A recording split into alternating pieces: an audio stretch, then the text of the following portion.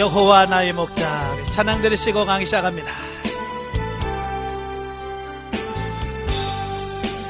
여호와 나의 목자, 내게 부족 없네.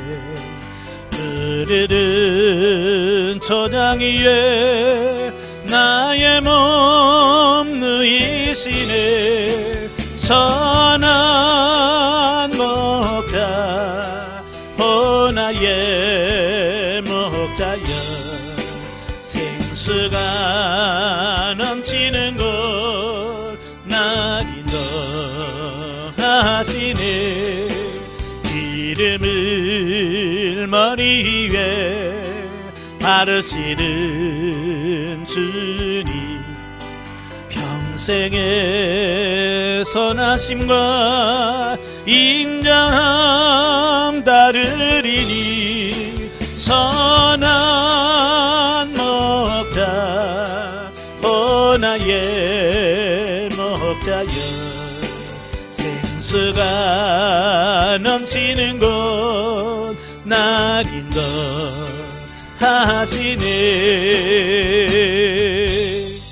아멘. 기도하겠습니다. 은혜로우신 아버지 감사합니다. 오늘도 우리를 사랑하셔서 훈련이랑 소리 인도하시고 요한복음의 말씀을 같이 나누게 하셔서 감사합니다. 선한 목자 되신 주여, 우리의 길을 지도하시고 그 목자의 음성을 들을 수 있는 우리가 되어줄 수 있도록 성령님 도와주옵소서. 시종을 맡겨오며 예수님의 이름으로 감사하며 기도합나이다. 아멘. 네, 교재 180페이지입니다. 교재 180페이지 보시면 제 10장이 나오게 되어지는데요, 10장이 목자와 양의 비유, 또 예수님의 신성에 대한 자기 증거와 유대인들의 예수님 배척에 대한 말씀이 나오는데요, 1절부터 21절을 보면 선한 목자이신 예수님. 본달락은 예수님의 그 주요 강화 중에서 7번째 강화로 앞달락 9장에서 말씀하고 있는 예수님과 유대인들 사이의 논쟁을 배경으로 하고 있습니다. 그러니까 예수님께서는 그 유대인 지도자들을 영적 맹인이라고 말씀했잖아요. 예? 영적인 맹인이라고 말씀을 하시고, 그러면서 뭐라고 그래요? 나는 이 사람들을 생명의 길로 인도하는 선한 목자다. 예. 예수님은 자기를 선한 목자라고 비유하고 있고, 그 유대인 지도자들을 절도나 강도 혹은 싹군에 불과하다라고 이렇게 말씀해주고 있습니다. 자, 여기서 선한 목자이신 예수님과 강도 혹은 싹군의 차이점이 뭘까? 예. 그 차이점이 뭐냐면, 첫째, 양들을 선한 길로 인도하기 위하여 우리 안으로 들어가느냐, 아니면 양들을 해치거나 도둑질하게 우리 안에 들어가느냐라는 차이라는 겁니다. 그러니까 양을 돌보기 위해서 양우리에 들어가는 사람이고, 양을 훔치고 양을 잡아먹으려고 들어가는 사람도 있다는 얘기예요. 예, 그래서 양을 돌보기 위해서 들어가는 목자는 선한 목자고, 그죠? 양을 잡아먹거나 도둑질 하려고 하는 도둑놈이죠. 싹군이죠. 그 다음에 두 번째, 양들을 위해 맹수나 맞서 싸우며 심지어 목숨 마려 버리느냐, 아니면 자신의 안위를 도모하려고 양들을 버리고 도망치느냐. 그러니까 선한 목자들은 맹수가 오면 맹수와 싸운단 말이에요. 양을 지키려고. 근데 이 싹군들은 뭐냐면 자기 목숨 잃을까봐 도망가 버린다는 거예요. 그래서 이게 선한 목자와 싹군 목자의 차이다라고 이렇게 볼 수 있습니다. 다 예수님께서는 뭐예요? 예, 우리를 위해서 십자가를 못 박혀 죽으셨잖아요. 자, 그 사건을 통해서 뭐예요? 예수님이 참 목자다, 이걸 보여주고 있는 겁니다. 자, 예수님이 이 땅에 오셔서 인류를 하나님 앞으로 인도하여 영원한 생명을 얻게 하며 또한 풍성한 삶을 누리도록 하기 위해서 사단의 권세와 맞서 싸우셨고요, 친히 십자가에 못 박혀 죽음을 맛보시기까지 하셨다. 하지만 유대 종교 지도자들은 자신들의 배를 불리기 위해서 이스라엘 백성들에게 도무지 그들이 감당할 수 없는 율법의 멍에를 씌웠으며 자신들에게 맡겨진 의무는 전혀 행치 않은 악한 목자의 모습만을 보였다라고 하는 겁니다. 예, 그러니까 먹고 살기 위해서 목회를 하면 이건 목회가 아니죠. 예, 먹회라고 그래. 먹고 살기 위해서 하는 걸 먹회라고 그래. 예, 목회는 뭐냐? 양들을 살리려고 양을 어떻게 하든지 세워보려고 하는 것을 목회라고 하는 그 차이가 있는 거지. 자, 한편 예수님께서는 자신을 선한 목자로 비유하신 이유는 목축에 익숙한 유대인들의 풍습을 배경으로 하여 영적 진리를 보다 쉽게 전달하기 위해서다라는 겁니다.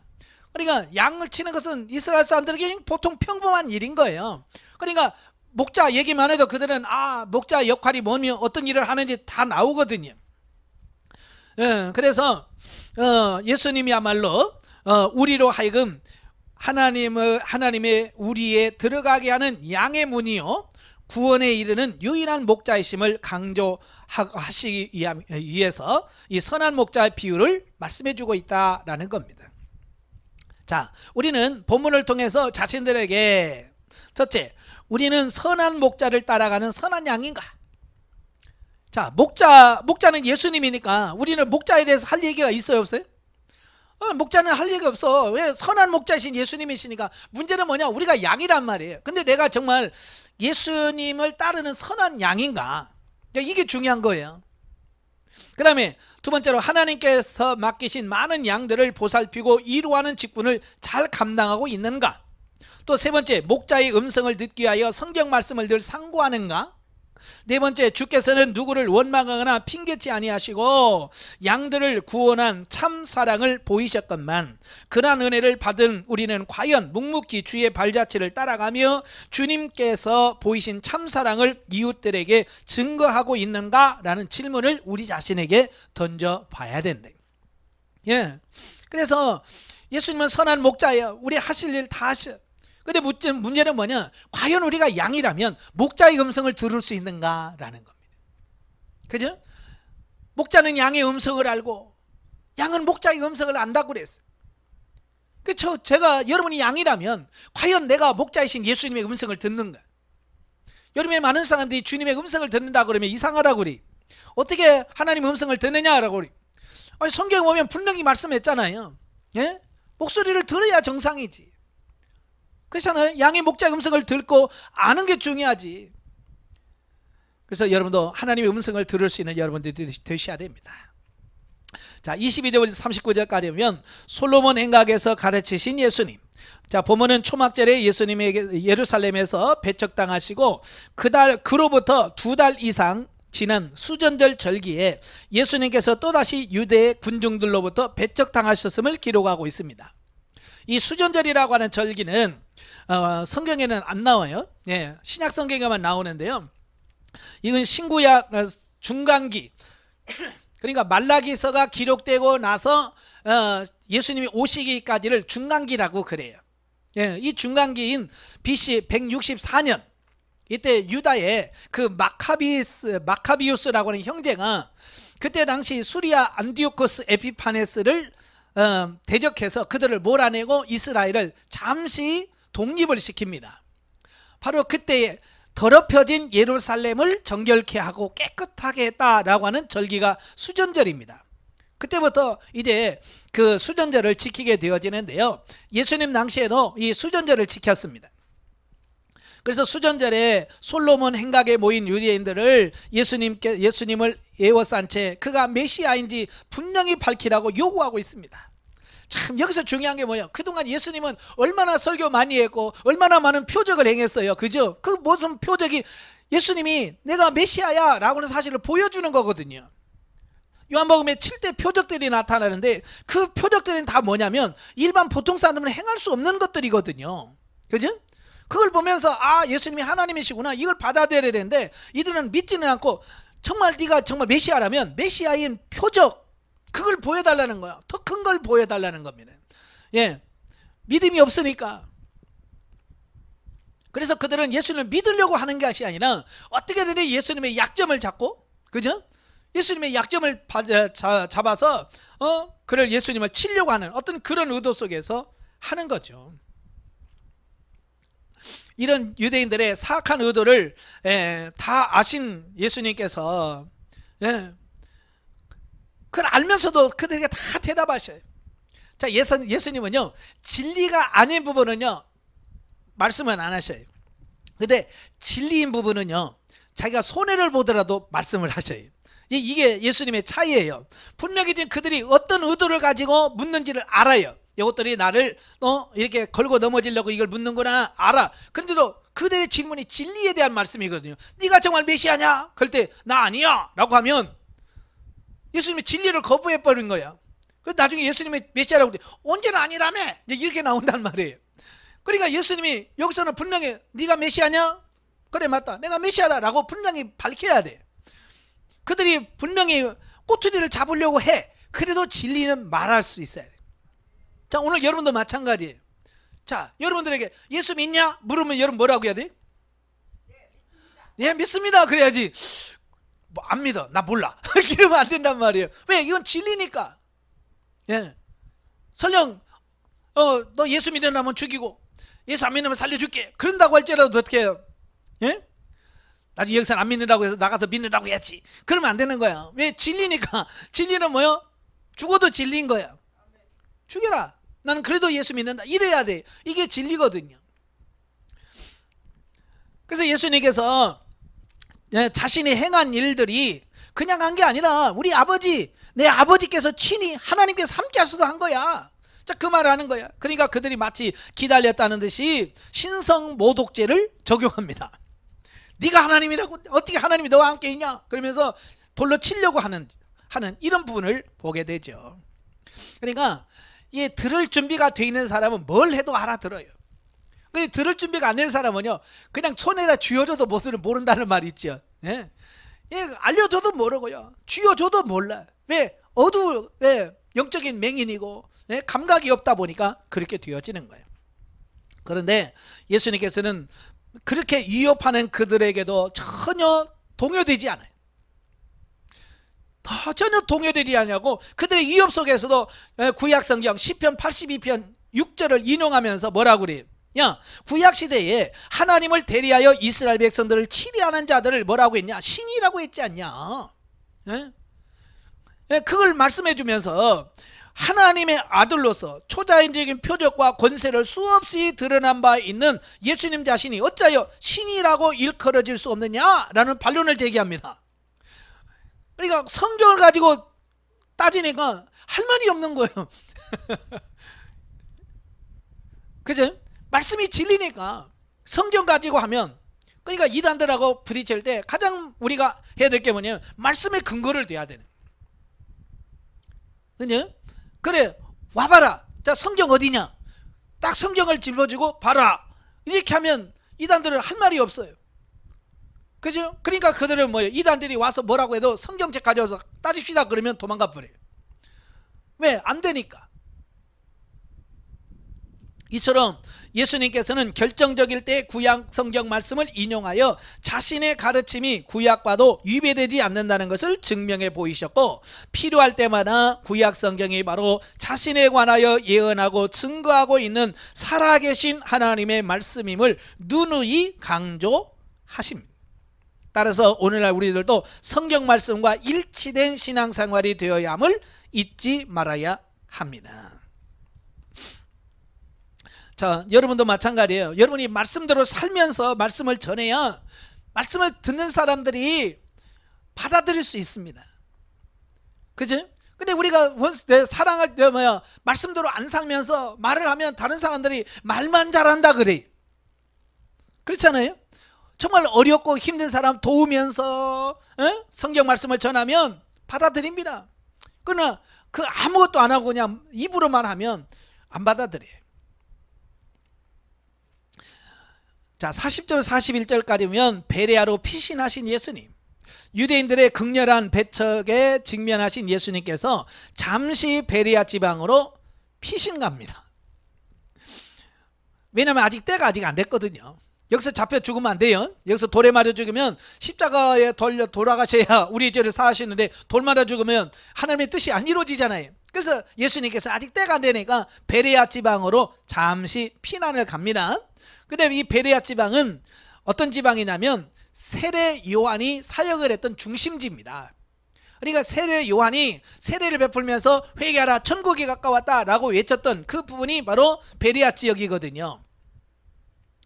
그러니까 그 지역에 가니까 예수님께서 거기 가서 무슨 뭐 죽은 사람 살리지도 않고 아픈 사람 치유도 안 했는데 그 사람들은 뭐냐면 예수님을 받아들였어요. 예수님의 말씀을 받아들였어요.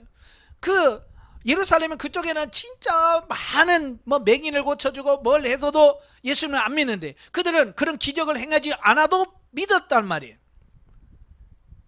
그게 뭐냐면 그들은 뭐냐면 어떤 이적이나 기적을 기초로 한 믿음이 아니라 이 말씀이 기준이 돼서 믿는 믿음이었기 때문에 그래요.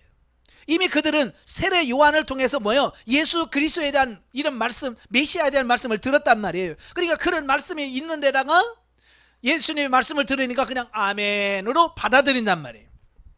예. 이것은 그 표적을 구하고 예수님을 했던 그 사람들과 다른 어떤 이런 모습을 보게 되죠. 오늘도 마찬가지입니다.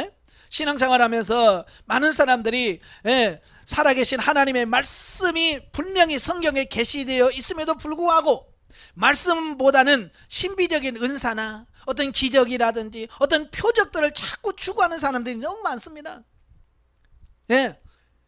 이런 사람들은 결코 바람직한 신앙생활을 할 수 없다는 겁니다.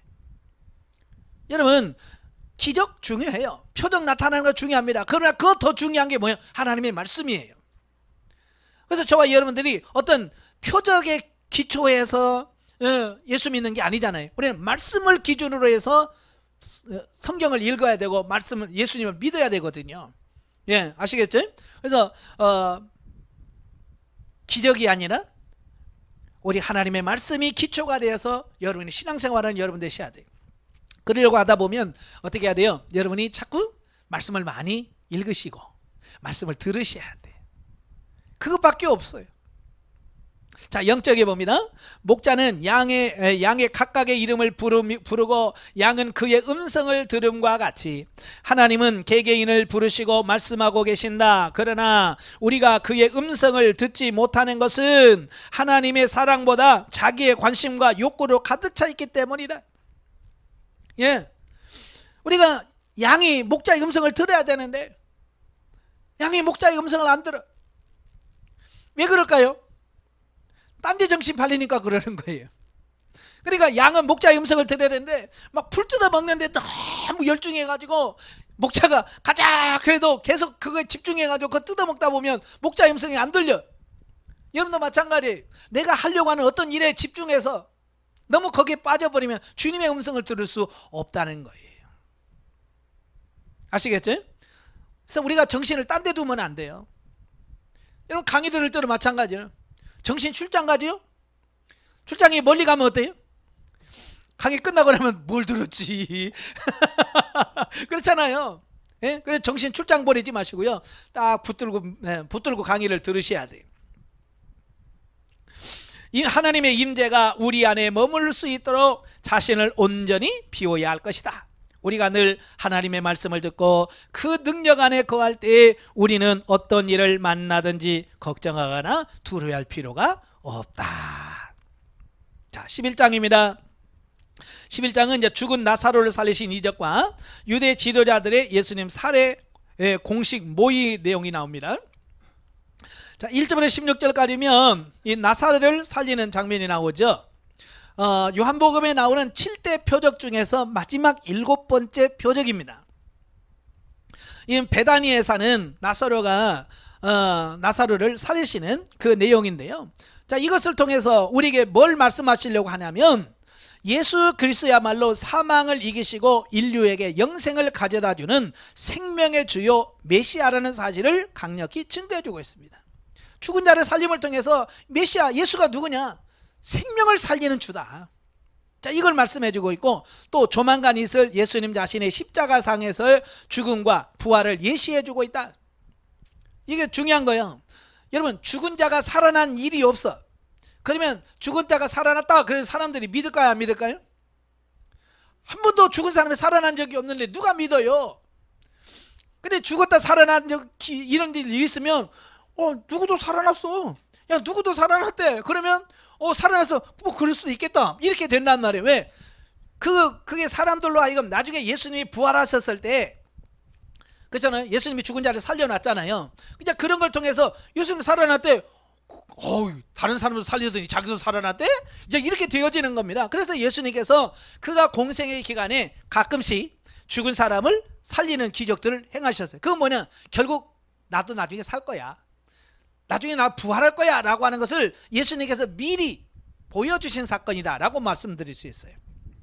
물론 예수님의 공생의 기간 동안에 죽은 자들을 살리시는 이적은 여러 번 행하셨지만 본문의 나사로를 살리신 사건은 훨씬 더 극적이고 유대인들에게는 가히 메가톤급적인 충격을 준 사건이다. 그죠? 성경에만 해도 죽은 사람을 살리는 사건이 3번 기록이 되어 있어요. 첫째가 야이로의 딸. 야이로의 딸은 뭐예요? 죽은 지 금방, 예? 아프다고 해서 알았다, 니네 집 가자. 근데 가는 도중에 죽었다는 소식이 오잖아요. 그냥 금방 죽어서 살아났어요. 그 다음에 나인성 과부의 아들, 이건 좀 더 시간이 오래돼요. 이 나인성 과부의 아들은 이미 죽었어. 오래됐어. 그래서 묻으려고, 장사 지내려고 메고 갑니다. 상해를 메고 가는데 예수님께서 손을 대시고 청년아 일어나라 그랬죠.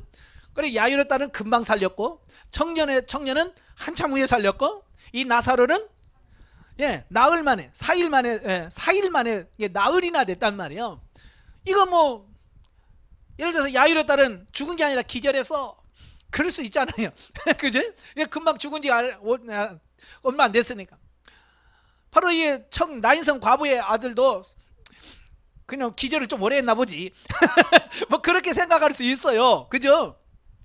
근데 나사로는 그게 아니란 말이에요. 이미 나흘이나 됐어요. 4일이나 돼서 이건 무덤 속에 들어가서 이건 썩어서 냄새 난단 말이에요. 이건 도무지 살릴 수 없는 상황을 얘기하고 있는 거예요. 근데 그걸 살려주는 겁니다. 그러니까 사람들이 더 충격적으로 받아줄 수밖에 없지. 죽어 썩어나는데 살아났대? 그런 거잖아요. 예. 자, 여기서 이제 중요한 것은 뭐냐면 나사로가 중병에 걸렸다는 말을 듣고 예수님께서 즉시 가지 않아요. 예, 일부러 다른 데로 갔다가 천천히 갑니다. 요단 동편으로 갔다가 다시 유대로 돌아옵니다. 시간을 때우려고. 육신적으로 보면 마리아나 마르다가 봤을 때 그렇죠, 빨리 와야 되는데 왜 안 와? 기다리는 사람 입장에서는 진짜 속 터질 일이죠. 근데 예수님은 유대 땅에 갔다가 다시 오는 겁니다. 왜? 시간을 더 지체하는 겁니다. 왜? 이유가 있기 때문에 그래요. 예. 그러니까 예수님은 뭐냐면 죽어서 무덤에서 장사 지내서 4일 될 때까지 예수님은 기다리신 겁니다. 이 때를 기다리신 거죠. 예. 그러니까 이런 부분을 통해서 우리가 잘 기억해야 될 것이 뭐냐면, 우리가 너무 하나님의 때를 기다리지 못하고 너무 성급하게 문제를 해결하려고 하는 우리들이 있다는 것을 여기서 보셔야 돼요. 혹시 나도 그러고 있지 않는가? 이 성질 급한 사람이 문제예요. 항상 영성하다 보면 항상 성질 급한 사람이 문제더라고요. 저도 이제 집사람하고 둘이 사는데 제가 성질 급하거든요. 항상 열받은 사람은 성질 급한 사람은 열받아. 느긋한 사람은 열도 안 받아. 참말로. 그래서 성질 급한 사람 빨리 가자, 빨리 혼자만 설쳐대. 왜 성질만 상처받고 그래. 그래서 항상 성질 급한 사람은 손해봐. 예. 근데 그 천성이라서 그게 잘 바뀌지 않고 참 그래요. 근데 지금도 많이 느긋해졌는데 아직도 급해요. 그래서 성질 급하면 항상 손해봅니다. 예, 성질 죽이십시오. 예. 그래서 예수님은 언제나 인간의 뜻보다는 하나님의 온전한 뜻을 따르려는 자세를 확고하게 지니고 계셨다라는 겁니다. 예. 예수님은 사랑하는 나사로가 죽었다는데 빨리 가고 싶잖아요. 그죠? 근데 하나님의 때가 안 된 거야. 그죠? 하나님은 나흘째 가야 되는 거예요. 4일째 가라는 겁니다. 그래서 예수님도 그러니까 일부러 유대 땅 건너갔다 다시 건너와서 4일을 채우는 겁니다. 그래서 딱 하나님이 때에 맞춰서 가시는 겁니다. 이게 중요한 거예요. 그래서 우리도 이 하나님의 때에다가 맞춰주는, 맞춰줄 수 있어야 돼요. 그죠? 그러려고 하다 보니까 뭐 해라고요? 성질 주게 된다. 예, 성질 죽여야 돼. 조급함을 내려놓으시고.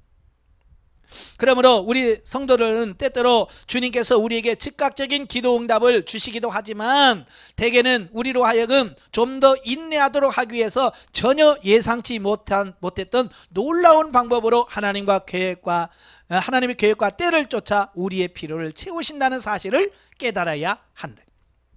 예. 그래서 훈련할 때는요, 하나님께서는 계속 뭐라고 말씀하냐면 기다려라.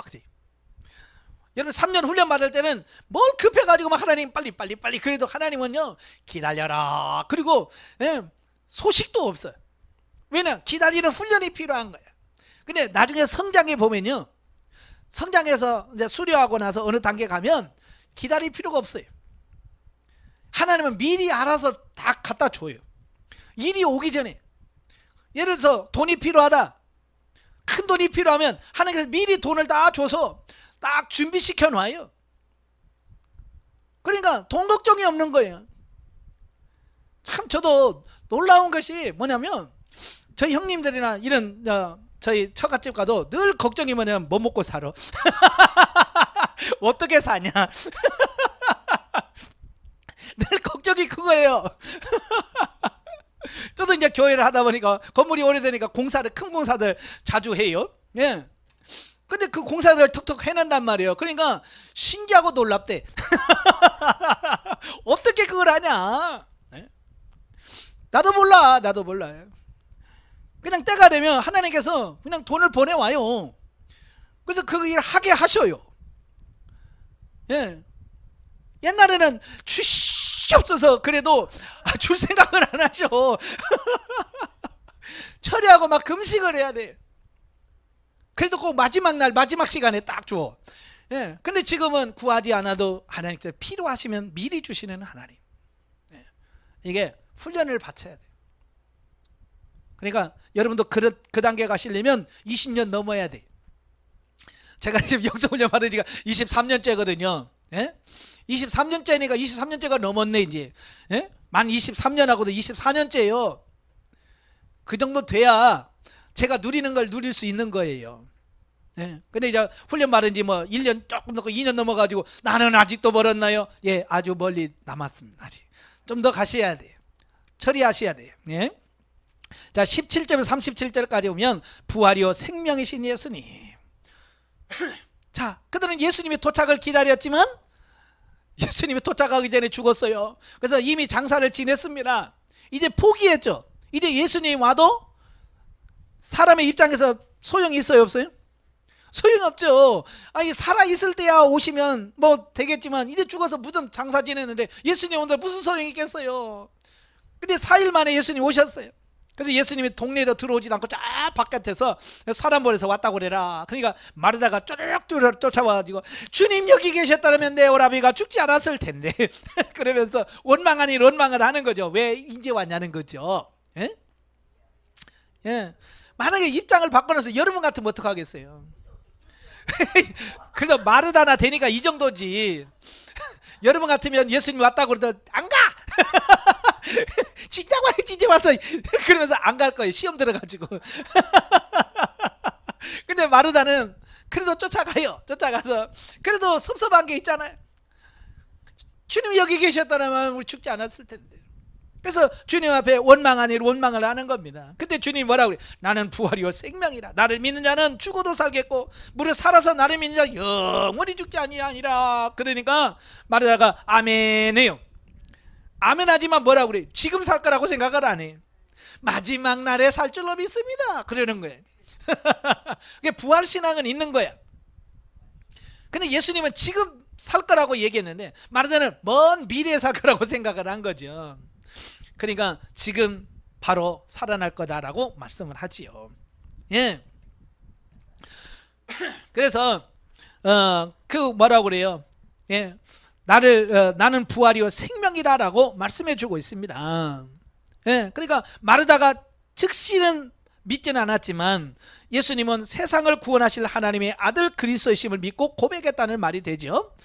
그래서 예수님께서는 부활이요 생명이신 자신을 믿는 자는 죽음을 이기고 영생할 수 있다는 사실을 교훈하심으로써 마르다의 신앙을 온전케 하십니다. 자, 이게 무슨 말이냐면 이런 거예요. 우리가 천국이라고 하는 것도 보통 이 천국 그러면 우리는 죽어서 가야 누리는 곳으로 우리가 생각을 하죠. 그래서 천국 얘기하면 아우 야 재수없어. 어떤 분은 그래요. 왜냐면 나보러 죽으라고 그 얘기가 하거든요. 천국을 누리려면 나보러 죽으라고 그렇게 이해를 할 수 있어요. 근데 성경은 예수님 뭐라고 말씀하냐면 꼭 죽어야만 천국이 아니다. 현재 그러니까 살아날 거야 그러니까 말하다가 그래요 나중에 살 겁니다. 그러니까 예수님 뭐라고 아니 지금 현재 천국도 마찬가지 우리가 꼭 죽어서 가야만 천국 누리는 게 아니라 지금 육신의 삶을 살고 있으면서 우리가 천국을 맛을 보고 누릴 수 있다는 얘기를 하고 있는 거예요. 예, 우리 너무 미래로만 생각하지 마라 그 말이에요. 한편 우리는 본문을 통해서 나사로의 죽음과 이를 애도하는 사람들을 보시고 예수께서 심령의 통분이 여기시고 민망히 여기심을 통해서 예수님의 인성을 알 수 있다. 예, 그러니까 요한복음에 예수님의 신성 기적과 표적을 나타내심으로써 예수님의 신성도뿐만 아니라 그 불쌍히고 통분하시는 그 인간의 마음, 인성을 그대로 표현하고 있습니다. 그러니까 요한복음에서는 예수님은 참 하나님이시요 참 인간이심을 고백하고 있는 내용이다 라고 볼 수 있습니다. 그래서 우리는 본문을 통해서 과거 2000년 전 팔레스틴 땅에 성육신하셔서 수많은 사람들의 고통을 친히 하시고 이루하시며 인생을 죽음으로부터 건져내셨던 그 주님께서 분명히 오늘날에도 우리 성도들의 질고를 해결해 주실 것이며 구원과 영생의 축복 가운데로 인도하실 것이라는 사실을 믿을 수 있다.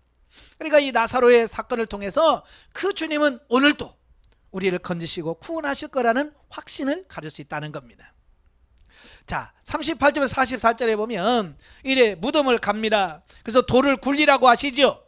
그래서 돌을 굴려냅니다. 그때 예수님께서 말씀합니다. 나사로야 나와라 그러잖아요. 자, 예수님 그 말씀 한마디 뭐 거창한 거 아니에요. 거기서 뭐 제사 진행하라 뭐 안 합니다. 그냥 나사로야 나오라 라는 말 한마디에 그가 살아서 나오지요. 예. 그럼 예수님께서 왜 이런 표적을 행할까? 이런 표적은 뭐냐? 예수께서 행하신 여타 표적들과 마찬가지로 목격한 자들로 하여금 예수님에 대한 믿음, 다시 말하면 예수님 메시아구나 라고 하는 사실을 믿도록 하기 위해서 하셨다라는 겁니다. 예.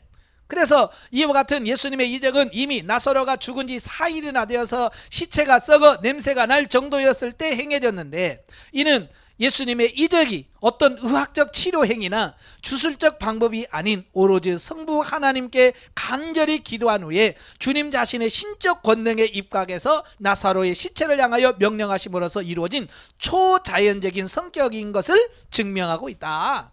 예. 이걸 드러내시려고 일부러 예수님께서 4일 만에 오신 거예요. 그래야 확실하게 이건 하나님이 아니고는 불가능한 거야. 예? 이걸 보여주시려고 한 거죠.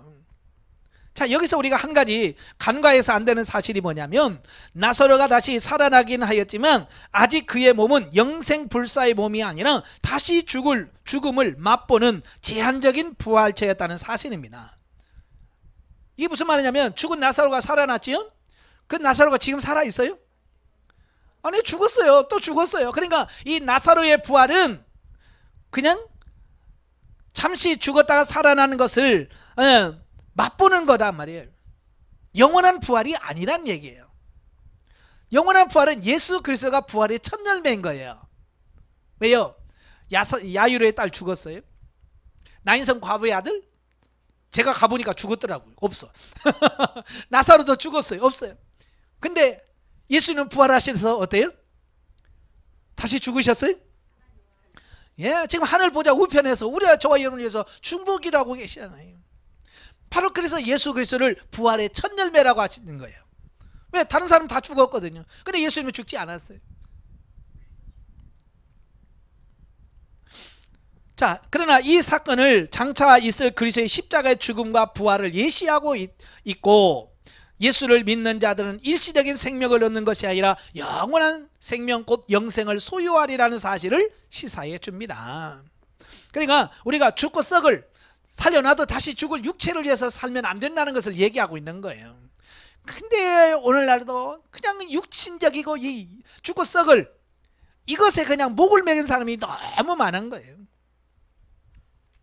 여러분도 살려놔도 죽을 육체에다가 너무 신경 쓰지 마세요. 아픈 육체요? 예, 고쳐놔봐도 또 죽어. 그죠? 여러분 질병 치유해놔봐 또 아프다고 난리야. 그게 육체요. 그건 뭘 말하냐? 육체에다가 소망 두지 마라. 아시겠죠? 죽을 육체에다가 소망 두지 말고 죽지 않고 영혼에다가 초점을 맞춰 살아내, 이걸 가르쳐 주려고 하시는 겁니다. 예. 그러니까 이제 몸 아파도요 그냥 그러려니 하고 감사하면서 가셔야지. 그것 때문에 뭐 신앙생활 못하겠네 뭐 이렇게 할 필요 없습니다. 아시겠죠? 예.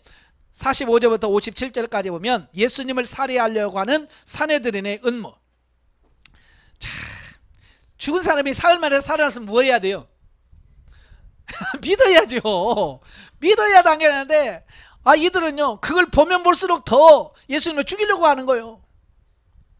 이게 이 악한 인간의 본성이 그래요. 그래서 나사로의 부활을 목격한 많은 유대인들이 예수님을 믿었는가 하면 일부는 믿어요. 왜? 사람은 정말로 할 수 없는 일이거든요. 근데 일부는 즉시 바리새인들에게 예수님의 행적을 보고합니다. 그리하여 긴급히 소집된 사내들인 공회에서 대제사장들과 바리새인들을 예수님을 체포하여 살해하려고 본격적인 모의를 시작합니다. 예수님 뭐라고 그래요? 진주를 돼지에게 던지지 마라 그랬죠. 그죠? 왜냐? 돼지는 진주의 가치를 몰라요. 그렇죠? 아무리 값진 진주를 뭐 줘도 돼지가 그 가치를 압니까? 고맙습니다 그래? 돼지는요 진주보다 뭘 주는 걸 원해요? 썩은 고기 한 덩어리가 더 좋은 거예요. 그죠? 다 썩어서 뭐 먹는 돼지면 고기 한 덩어리 주면 돼지는 그냥 고맙다고 그래. 진주보다. 왜? 가치를 모르니까. 오늘날도 마찬가지예요. 수많은 사람들 영적 진리를 말해주면 못 알아먹어. 죽고 썩을 걸 주면 그렇게 좋아합니다. 분별력이 없어서 그래. 그러면 왜 그들이 예수님을 죽이려고 하느냐? 예수님이 그렇게 크게 할수록 자기 자신들의 이익이 떨어지는 겁니다. 그래서 자기들의 특권이 사라질 것을 두려워해서 진리냐 생명이냐 안 따져. 내게 이익이 되냐 안 되냐. 자기가 손해볼 것 같으니까 죽이겠다는 거예요. 그래서 결국은 뭐요? 가야바가 한 말이 있지요. 한 사람이 모든 사람을 죽이고 죽는 것이 낫다.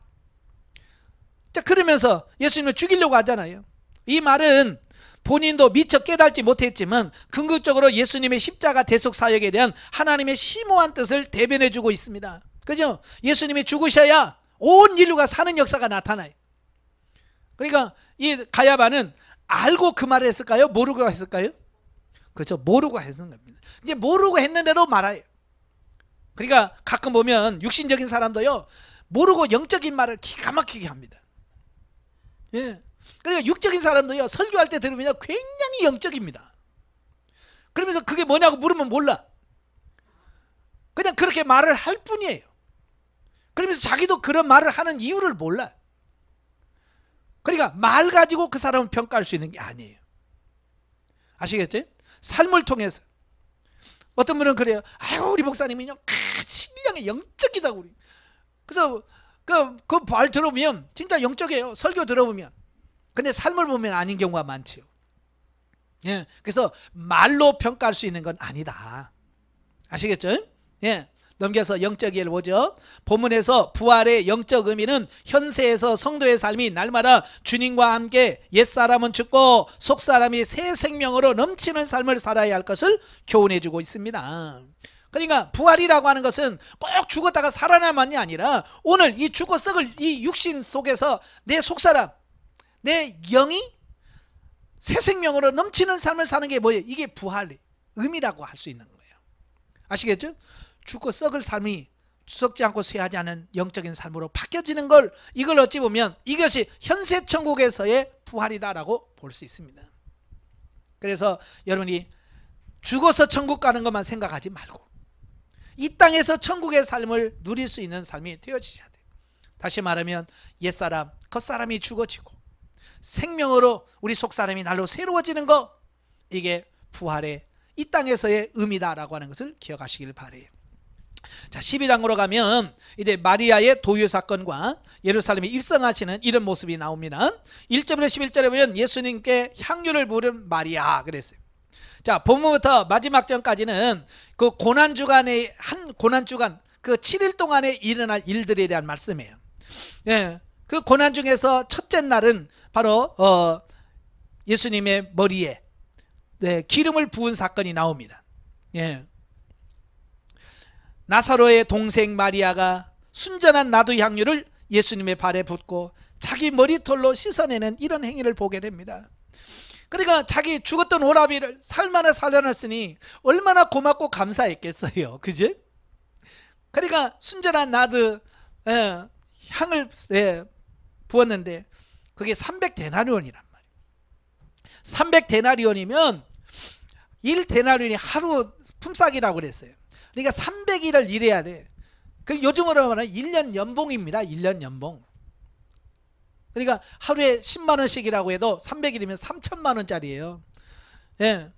그건 뭐냐? 예수님의 가치가 그보다 더 크다는 얘기를 하고 있는 거예요. 그죠? 예수님은 이것 드려도 나는 아깝지 않습니다. 그만큼 마리아에게서 예수님은 가치가 큰 거예요. 마리아에게서 예수님의 가치는 300데나리온보다 큰 거야. 근데 가룟 유다는 그걸 모르잖아요. 그냥 노골적으로 막 뭐라고 합니다. 왜 이걸 허비하느냐 라고 책망을 하지요. 그래, 육신적인 사람은 거기까지밖에 이르지 못해. 근데 예수님께서 가룟 유다에게 왜 마리아를 책망하느냐, 이 마리아가 행한 것은 세상 끝날까지 이게 계속 있을 것이다 라고 말씀합니다. 그래서 지금도 신앙생활하는 모든 사람들에게 어때요? 바로 이 마리아의 행위는 계속해서 성경 말씀이 있는 한은 계속해서 이루어지고 있잖아요. 자, 189페이지에 오시면 그러므로 우리의 마음과 물질을 다해 온전히 주님께 헌신한 마리아를 통해서 성도들의 말과 행실은 주위 사람들의 귀와 눈을 의식해서 행하는 것이 아니라 오직 하나님을 기쁘시게 해드리기 위해서 드릴 것이야 한다는 교훈을 하고 있습니다. 사실 마리아가 뭐 계산을 해서 했겠어요? 내가 이렇게 하면 주님이 기뻐하시고 엄마가 축복해 줄 거야 뭐 이런 걸 바라고 했겠어요? 뭐 기대를 했겠어요? 아니잖아요. 그저 주님의 은혜가 너무 크고 고맙고 감사해서. 오늘도 마찬가지 우리가 헌금을 하든 봉사를 하든 이 마리아처럼 그저 하나님의 은혜가 감사해서, 그죠? 그저 하나님의 은혜가 크고 감사해서 행하는 여러분이 되셔야 될 줄로 믿습니다. 예. 그래서 이런 가치관이 바뀌셔야 돼요. 예.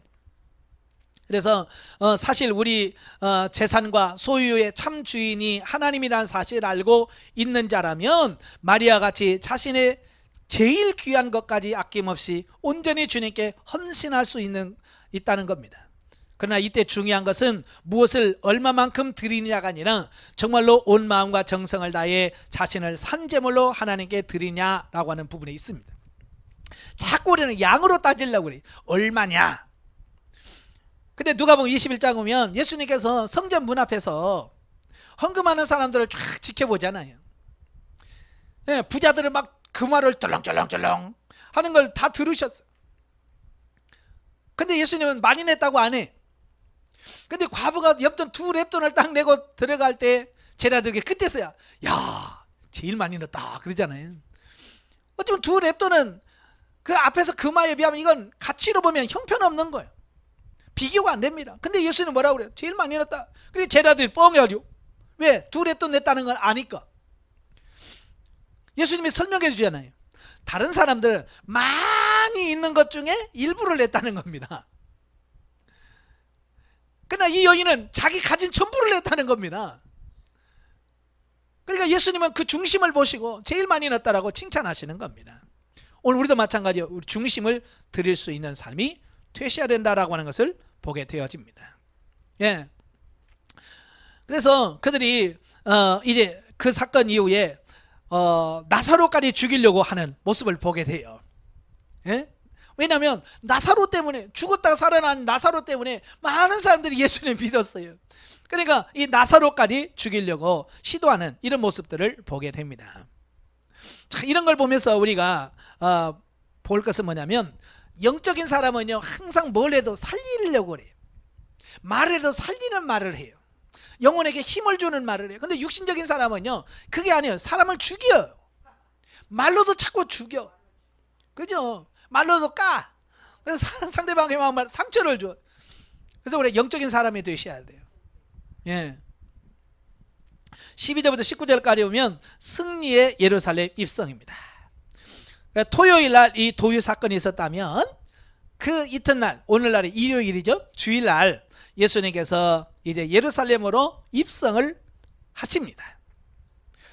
근데 예수님이 예루살렘에 입성하실 때에 억지로 올라가는 것이 아니라 스스로 올라가신단 말이에요. 자원하시는 거예요. 고난의 자리, 지금 올라가면 뭐예요? 죽어요. 그렇죠? 지금 올라가면 이제 금요일날 죽어요. 그 죽는다는 걸 아셔. 근데도 가. 이게 예수님과 우리의 차이점이에요. 여러분 고생한다 그러면 가요, 안 가요? 안 가요. 그래서 어디 가자고 그래도 안 가요. 왜? 고생해요. 심지어 어디 놀러 가자 그래도 아이고 싫어, 힘들어, 아이고 고생해, 아이고 안 가. 놀러 가자고도 고생한다면 안 가. 그만큼 고생을 싫어해. 근데 예수님은 고생의 길, 고난의 길을 찾아가시는 거예요. 이제 여러분도 마찬가지예요. 내가 예수님을 닮기를 원한다고 한다면 고생을 피하는 것이 아니라 고생길로 가셔야 돼요. 분명히 말씀해줘. 나를 따라오는 좁은 길로 가라. 좁은 문으로 들어가라. 이 길은 협착하고 힘들어서 찾는 사람이 없다. 그러나 그 길은 생명의 길이라. 그러나 넓은 길은 쉬어서 많이 간다. 그러나 끝은 멸망이라. 고생길로 가셔야 돼. 예, 어때요? 고생하는 게 좋아요? 안 좋아요? 예? 고생하셔야 돼요. 그래서 고생길을 가셔야 돼. 자, 그가 병거를 타고 간 것도 아니고 뭐 백마를 타고 가신 것도 아니고 어린 나귀를 타고 입성하십니다. 자, 어린 나귀를 타고 갔습니다. 사실 이 나귀는 짐이나 나르는 평화의 동물이에요. 예. 그래서 이건 뭘 말하냐? 예수님이 예루살렘에 올라간 것은 내가 왕으로서 막 군림하고 큰 소리 치고 가려고 하는 게 아니라 섬기기 위해서, 예, 섬기기 위해서 들어간다라고 하는 것을 의미하고 있습니다. 쉽게 말하면 대속물로 자기 자신을 주려고 올라가시는 이런 모습들을 보게 되고요. 스가랴 9장 9절에 그가 겸손한 왕이에요. 어린 나귀를 타도라 그랬잖아요. 그래서 그 스가랴 선지자의 예언을 성취하기 위해서 예수님께서 나귀 타고 가십니다. 자, 요즘도 마찬가지죠. 요즘 사람들은요 이 차가 어찌 보면 그 사람의 신분을 의미해요. 누가 그러더라고요. 호텔에 가서 옛날 티코 타고 가면 문도 안 열어준대. 호텔 앞에서 탁 있는 사람이 있거든요. 문 열어주고 가는 사람들이 있는데 티코 타고 가면 문도 안 열어준대. 근데 뭐 벤츠나 타고 가면 90도 인사하지, 문 열어주지, 짐 챙겨주지 그런다는 거야. 예. 그러니까 호텔 갈 때는 큰 차, 좋은 차 타고 다닌다는 거예요. 예. 제가 아는 어떤 분도 그래요. 예. 쫄딱망 해가지고 빚더미 속에 있어요. 그래서 세일해요. 근데 뭘 타고 다니냐면 그랜저 그랜저보다 위에 다이너스티 그걸 타고 다녀. 돈도 없으면서. 그러면서 뭐라고 하냐면 자기가 그렇지 않은 돈도 없는데 차까지 그 약간 이런 차 타면 무시한다는 거야. 그래서 큰 차를 타야 된다는 거예요. 근데 예수님은 뭐야? 스스로 초라하고 가장 낮은 급을 타시. 이게 예수님의 겸손함을 의미해요. 어쩌면 여러분도 겸손해지셔야 돼요. 예. 근데 여러분도 어때요? 친구들 만날 때 예를 들어서 모닝 타고 가려면 어때요? 자존심 상해요, 안 상해요? 다른 친구들은 막 그냥 그랜저에다가 뭐 외제차 벤츠에다가 BMW 타고 오는 데는 모닝 타고 쭉 가려면 창피하겠죠. 그래도 여러분 기죽을 필요 없어요. 내가 예수 그리스도를 믿는다는 당당함 때문에 기죽을 필요 없어요. 예. 당당히 가서 야 예수 믿어야 돼. 그들에게 예수를 전할 수 있어야 돼. 야, 모닝 타는 주제 괜찮아. 나는 세상에 모닝 타도 난 천국에서 벤츠 탈 거다. 예? 자, 이렇게 좀 자신 있게 살 수 있는 어떤 그런 부분에 대해야 돼. 근데 예수 믿는 사람들이 너무 가진 거 여기에 기가 죽어 가지고요. 예? 기 죽을 필요 없습니다. 그래, 예수님이 나귀를 타고 와도 그들은 어때요? 막 호산나 호산나 외치면서 막 찬양을 하면서 환영을 합니다. 왜 그럴까요? 야, 이제 때가 됐다는 거야. 그럼 뭐야? 자기 육신의 기대. 그리고 떡 줄 사람 뭐 생각도 안 하는데 김치국도 마신다고. 예수님은 그거 하러 간 게 아니에요. 그렇잖아요. 십자가에 달려 죽으러 가. 근데 이들은 모르고 말이야. 야, 이제 끝났다. 로마 사람 너는 이제 끝났어. 예수님 오면 끝난 거야. 그러니까 막 호산나 그래서 막 환영하는 거지. 모르니까. 오늘도 마찬가지예요. 오늘 우리도 예수님을 영접할 때에 이런 유대인들처럼 육신적인 기대, 육신적인 욕망에 빼서 그걸 해결해 줄 거라고 믿고 예수님을 따라가면 안 됩니다. 아시겠죠? 예. 진정한 신앙은 누구냐? 예수님이 어떤 분이시라는 걸 알고 바르게 믿고 그분을 따르는 사람이 되셔야 된다는 거예요. 자, 20절부터 30절 6절에 가면 예수님을 찾아온 헬라인들. 그러니까 일요일에 예루살렘에 올라가니까 유대교로 개종한 헬라인들. 예. 이방인들이지만 유대교로 개종한 사람들이죠. 그들이 예수님의 명성을 듣고 예수님을 찾아옵니다. 예. 그들은 아마 유월절을 지키려고 예루살렘에 왔던 사람들 같아요. 그래서 그들이 헬라인들이 빌립에게 가서 야, 좀 예수님 좀 만날 수 있냐? 그래서 빌립이 연결해서 예수님을 만납니다. 예, 그런데 예수님께서는 그들에게 자신이 세상에 온 목적을 가르쳐 주심과 아울러서 자신이 세상에 오신 목적을 이룰 때가 되었음도 선언합니다. 그러면서 뭐라고 그래요? 예수님께서 하늘의 밀이 땅에 떨어져 죽으면 많은 열매를 맺는다. 그러면서 자기 자신이 하늘의 밀알처럼 죽어질 것을 말씀해 주고 있습니다. 그러니까 여기서 밀알이라고 하는 것은 뭐예요? 십자가에 못 박혀 온 인류를 위하여 죽기 위해서 내가 이 땅에 왔다라고 하는 겁니다.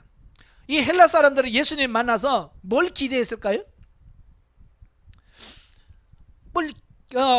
쉽게 말하면 헬라 사람들은 지혜를 구하잖아요. 세상에서 보통 사람들이 들을 수 없는 특별한 어떤 것들을 들으려고 왔는데 예수님께서는 그 세상 사람이 듣기 좋아하는 그걸 특별한 걸 말씀하는 것이 아니라 가장 복음의 핵심, 그게 뭐예요?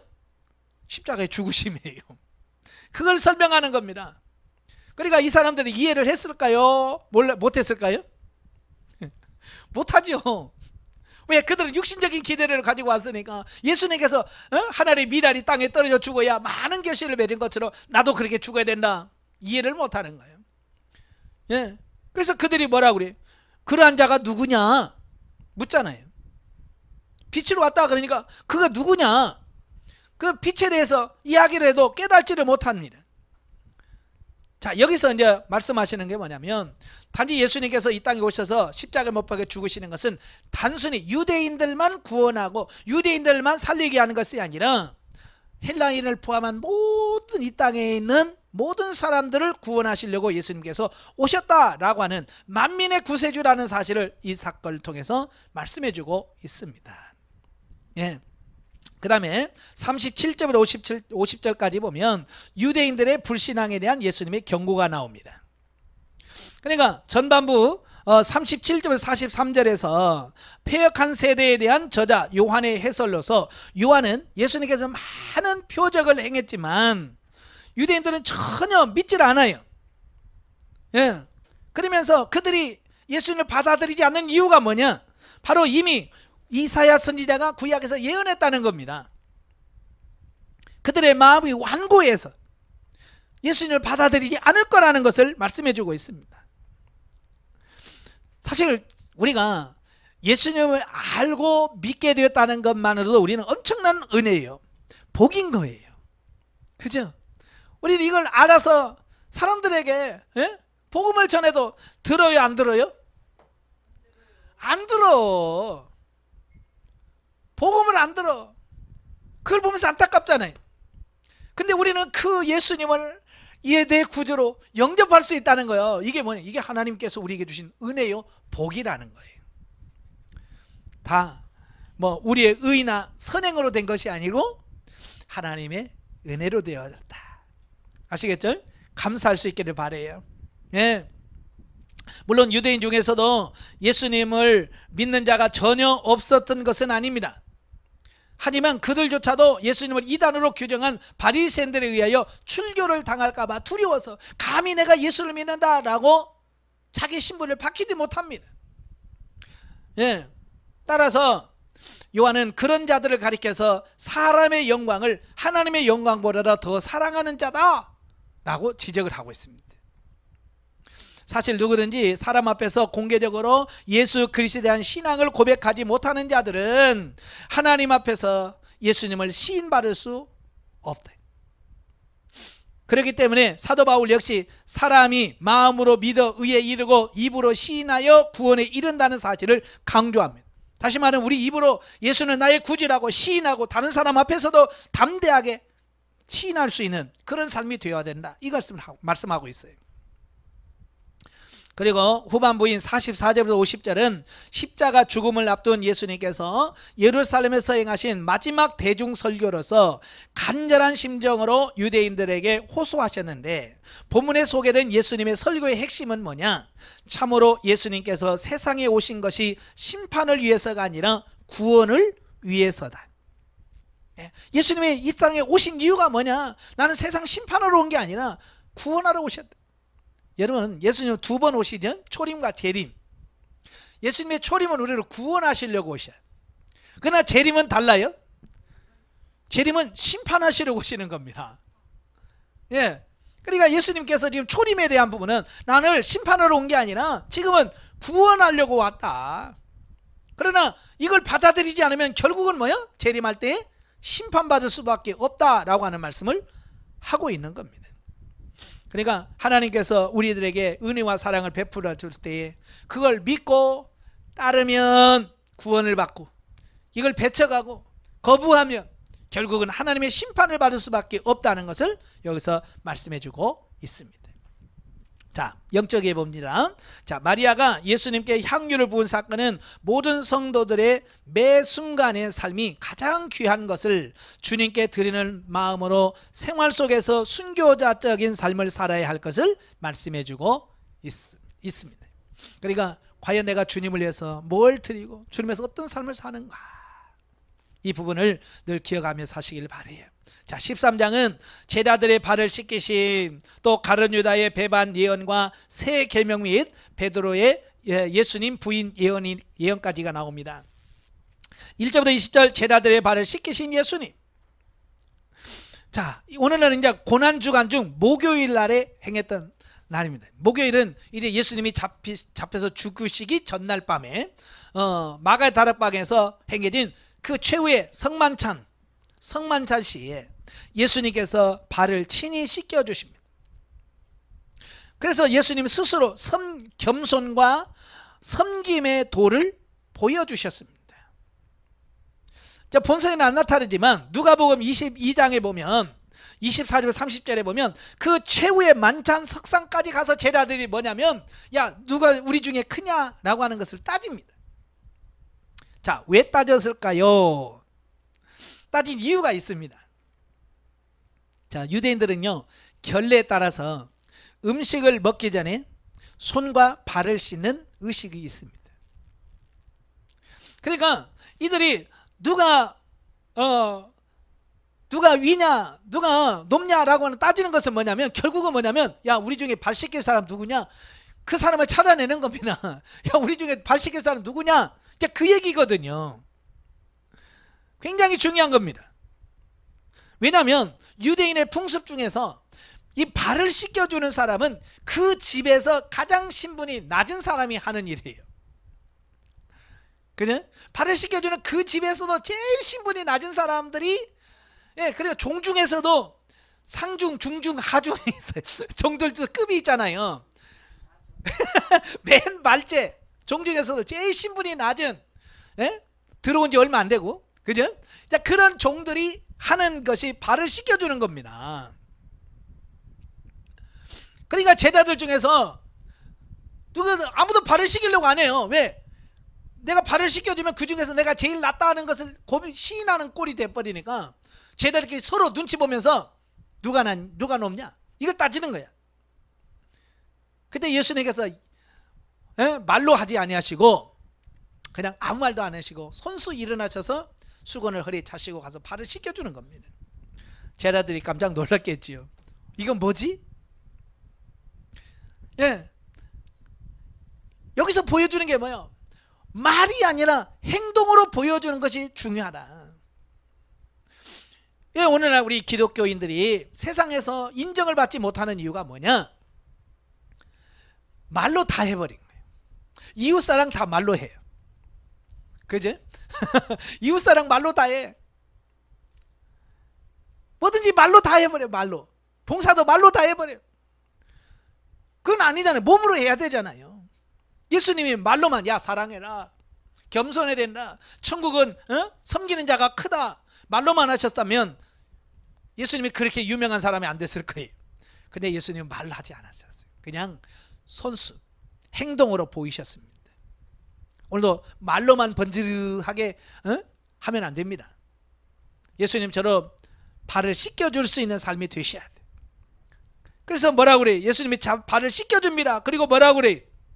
내가 너희의 선생이 되어서 너희들의 발을 씻겨준 것처럼 너희도 그렇게 해라. 그러면서 뭐라고 그래? 너희 중에 큰 자는 누구냐? 너희 중에 섬기는 자가 큰 자다. 아시겠죠? 섬기는 자가 큰 자예요. 그래서 여러분도 교회에서나 가정에서나 열심히 섬기시는 여러분 되시길 바랍니다. 바로 그때 당시 제자들 중에서 누가 크냐? 이걸 가지고 따지는 그들에게 몸소 모범을 보이셨다라고 하는 사실을 보게 됩니다. 그때 베드로가 뭐라고 그래요? 아닙니다. 제 발은 못 씻습니다. 그러니까 내가 너를 씻지 않으면 나와 상관이 없다라고 말씀하시죠. 이건 단순히 발을 씻는 차원이 아니라 이건 예수 그리스도가 죄 씻음에 대한 의미를 말씀해 주고 있습니다. 내가 너의 죄를 씻어야 너희가 온전해질 수 있다라고 하는 것을 여기서 말씀해 주고 있습니다. 그래서 발 씻기를 거절하는 베드로에게 단호하게 거절하시고 그를 씻겨주는 이런 모습을 보게 됩니다.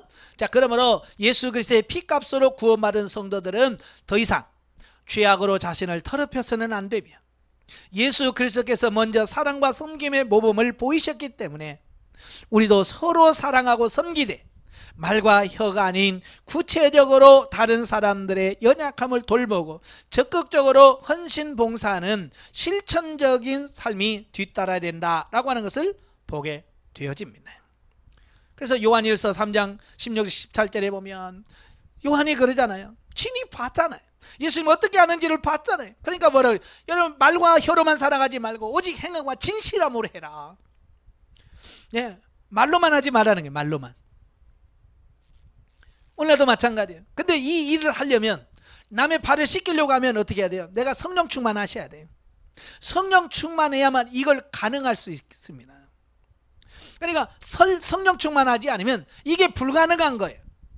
왜 교회에서 많은 사람이 시끄럽고 소란스럽고 왜 그렇습니까? 왜 성령 충만을 하지 않고 뭔가를 하려고 하니까 몸이 가는 게 아니라 입이 가. 그죠? 여러분도 그래요. 성령 충만해봐서 기도하고 성령 충만하면요 말이 안 갑니다. 그냥 손이 먼저 가요. 몸이 움직여집니다. 그런데 기도 안 하고 성령 충만하지 않으면 몸은 가만히 있고요 말만 해. 그러니까 교회 가면 며느리는 없고 시어머니들만 잔뜩 있어요. 그죠? 시어머니가 왜 시어머니를 싫어해요? 자기는 가만히 있고 며느리한테 이거 갖고 와라 저거 갖고 와라 이거 해라 저거 해라. 그죠? 시어머니가 그러니까 며느리들이 다 싫어하는 거야. 그러니까 뭐라 그래? 시자 들어간 시금치도 안 먹고 뭐 성경 시편도 안 읽는 데잖아. 이 뭐냐면 이게 시어머니들이 섬겨야 돼. 며느리를 섬겨야 돼. 그죠? 섬겨야 돼. 그래 섬기자는 교회에서도 섬기는 사람은 없고 전부 다가 시키는 사람만 있어요. 시어머니들만 있는 거예요. 그러니까 여러분 교회에서 정말 시어머니가 되지 않기를 바래요. 예, 일하는 며느리가 되길 바랍니다. 물론 이 시대가 바뀌어서 요즘에 며느리가 더 큰 소리 치고 이제 시어머니가 며느리 받듭니다만은 어쨌든 섬기는 사람이 되셔야 돼요. 그리고 교회에서 내가 이 말이 많다는 것은 내가 성령 충만하지 않다는 얘기예요. 그래서 저도 보면 그렇더라고요. 이렇게 교회에서 이렇게 영적으로 잘 성장한 사람들 보면 말이 없어요.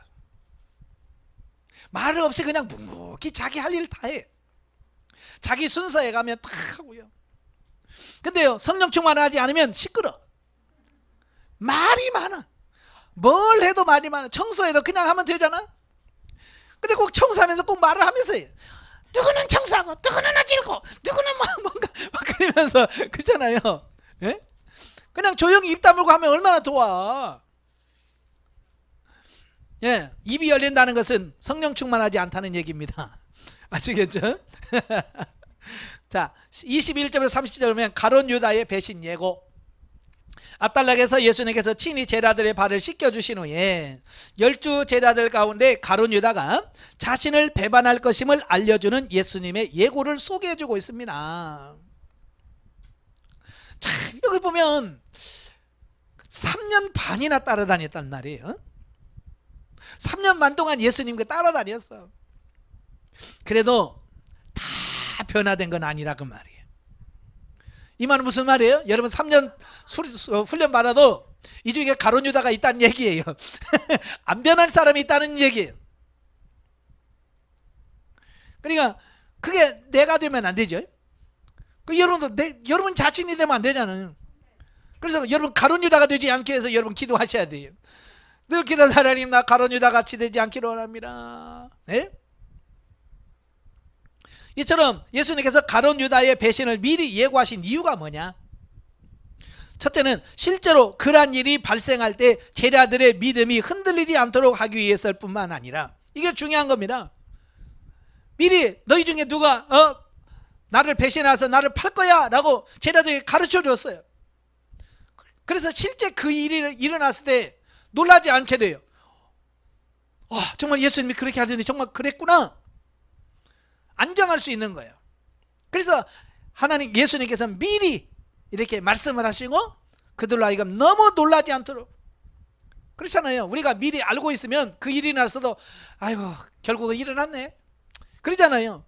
근데 아무 전혀 기미가 없다가 갑자기 일어나면 충격받았다고 그러잖아요. 그래서 예수님도 충격을 흡수하려고 미리 그렇게 다 말씀하신 거고요. 두 번째는 뭐냐? 가룟 유다라 하여금 회개할 수 있는 기회를 주시기 위함이에요.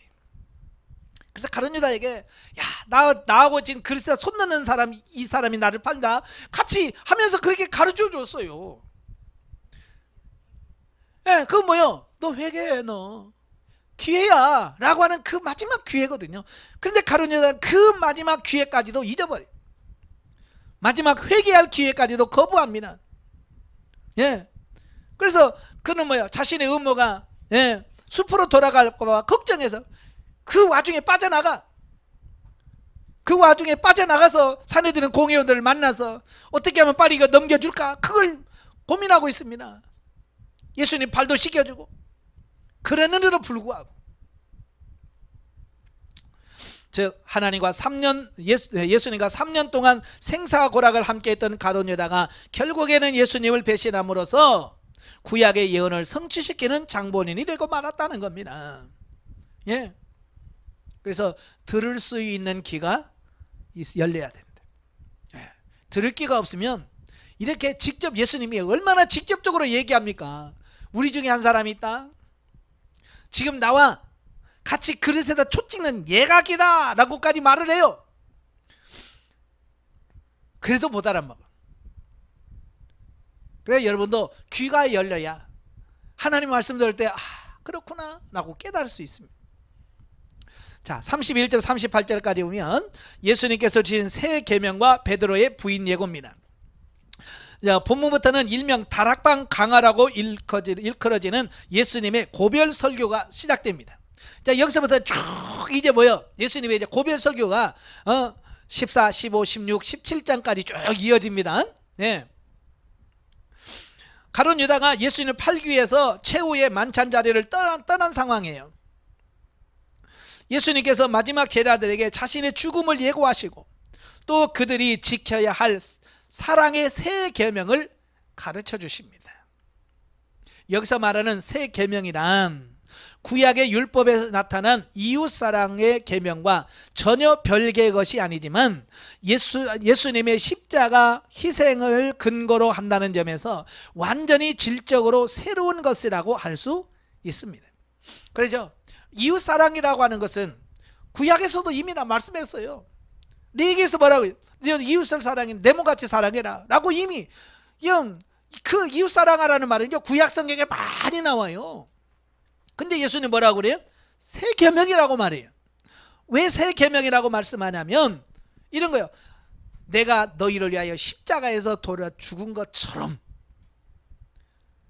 그 예수님이 이제 뭐예요? 지금까지는 말로만 했잖아요. 근데 예수님이 실제로 본을 보여주는 이게 사랑이야 라고 실제로 본을 보여준 게 뭐냐면 십자가에 못 박고 죽는 거예요.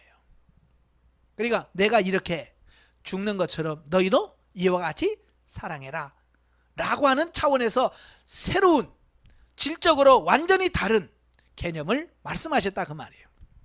다시 말해서 구약의 율법에 나타난 옛 계명이 이웃 사랑의 기준을 인간의 자기 사랑, 네 몸같이 사랑해라 이거죠.